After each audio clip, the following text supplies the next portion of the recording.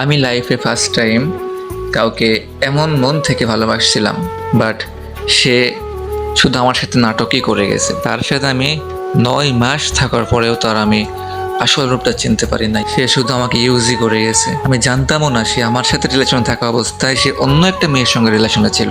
তার জন্য আমি পাগল ছিলাম, তার জন্য আমি সব কিছু করার জন্য রাজি ছিলাম, তার জন্য আমি ফ্যামিলিকে ছাড়তে রাজি ছিলাম, তার জন্য আমি নিজের হাত কাটছি, নিজে ঘুমের ট্যাবলেট খাইছি, আরও কত কি পাগলামি করছি সেটা নিজেও মুখে বলতে পারবো না। তার জন্য আমি ঘুমের ওষুধ খাইছি আজকে, দেন বেহুশ হয়ে গেছি। দেন যখন জ্ঞান ফিরছে তারপরে 2 দিন 3 দিন পর্যন্ত আমি সেন্সলেস ছিলাম। তার আমি এত পরিমাণ ভালোবাসতাম, বাট সে শুধু আমাকে ইউজই করে গেছে। সে কখনোই আমাকে মন থেকে ভালোবাসে নাই। তার জন্য আমি নিজের ফ্যামিলি ছেড়ে গেছিলাম।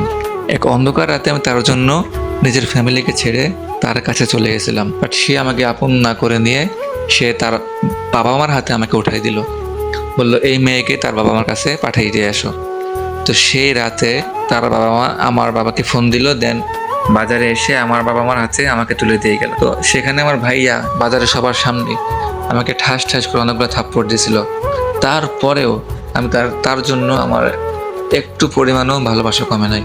তারপরে আমি তাকে পাগলের মতো চাইতাম, বাট তখন আমি জানতাম না সে অন্য কারো প্রতি আসক্ত ছিল, সে অন্য নারীকে ভালোবাসতো। সেটা যখন জানলাম তখন আমি নিজে থেকেই তার লাইফ থেকে দূরে সরা শুরু করলাম। বাট কথায় আছে না, দাঁত থাকতে দাঁতের মর্ম বোঝে না। যখন দাঁতটা পড়ে যায় বা দাঁত ব্যথা করে তখন দাঁতের মর্ম বোঝে। তো যখন আমি তার থেকে চলে আসলাম তখন তার লাইফে যে আরেকটা তার গার্লফ্রেন্ড ছিল তার সঙ্গে তার ব্রেকআপ হয়ে যায়। তো ছেলেটি আবারও আমাকে ইনবক্স করে, আবারও আমার সাথে কথা বলার চেষ্টা করে।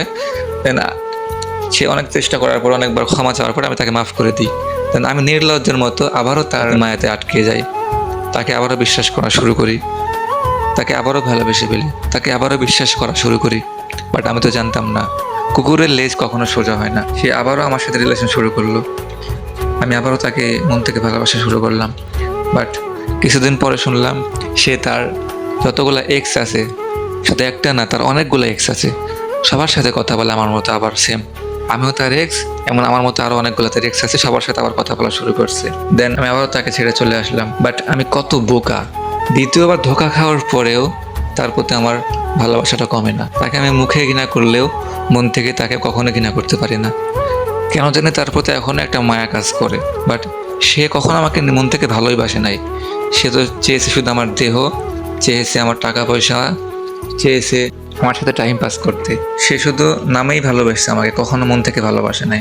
তারপরেও 2বার ঠকার পরে আমি তৃতীয়বার আবারও তার প্রতি আসক্ত হয়ে গেলাম। তো তৃতীয়বার যখন জানলাম যে সে কখনোই ভালো হবে না, সে এগুলাই করে বেড়ায়, সব মেয়েদের সাথে কথা বলে, তার অনেকগুলো গার্লফ্রেন্ড আছে, সে শুধু মিথ্যা কথাই বলে। তো আমি আর সহ্য না করতে পেরে তাকে সব জায়গা থেকে ব্লক করে দিলাম। বাট কসম ভাইয়া, আমি এখনও তাকে মন থেকে ভালোবাসি। সে যদি চেঞ্জ হতে পারে, সে যদি নিজেকে চেঞ্জ করতে পারে, আমি কসম তার কাছে আবারও ফিরে যাব।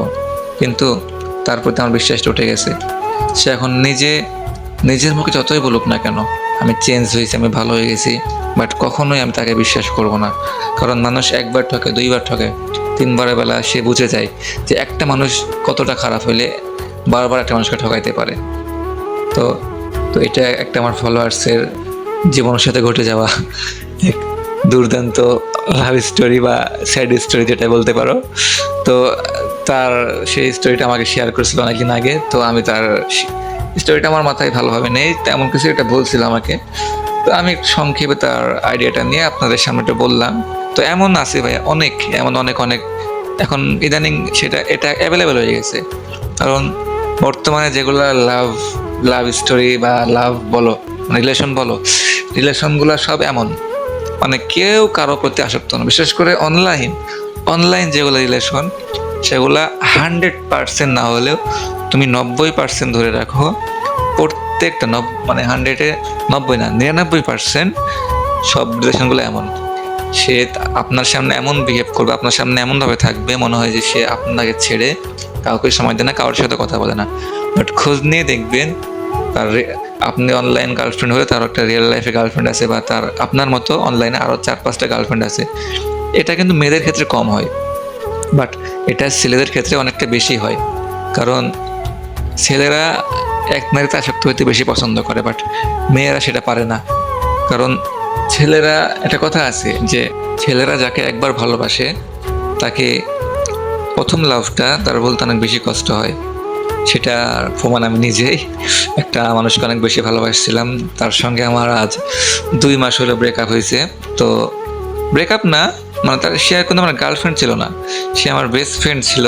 বাট সে 2 মাস হলো তার সাথে আমার কোনো কথা নাই। সামান্য একটা রিজন নিয়ে আমাকে ছেড়ে গেছে, ব্যাপার না। সবার লাইফে এমন কিছু স্যাড স্টোরি থাকে।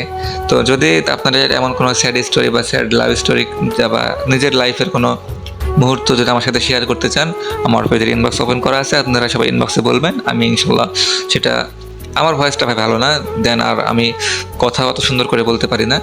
যদি তারপরেও যদি মনে হয় যে আমার ভয়েসে আপনার স্টোরিটা, বা আপনি এমনও বলতে পারেন যে ভাইয়া আপনি আমার ভয়েসে আপনার পেজে আমার এই ভিডিওটা ছাড়েন, নিজের ভয়েসটা দিবেন আমাকে, আমি ইনশাল্লাহ শেয়ার টাইপের একটা ভিডিও বানায় আপনার ভয়েসে ছেড়ে দেবো, সমস্যা নাই। তো যদি আমার ভিডিওটা ভালো লাগে থাকে, সবাই একটু কষ্ট করে শেয়ার করে দিবেন। আর সবাই ভালো থাকবেন, সুস্থ থাকবেন, আর পেজটা ফলো করে দিবেন। আল্লাহ হাফেজ, আসসালামু আলাইকুম।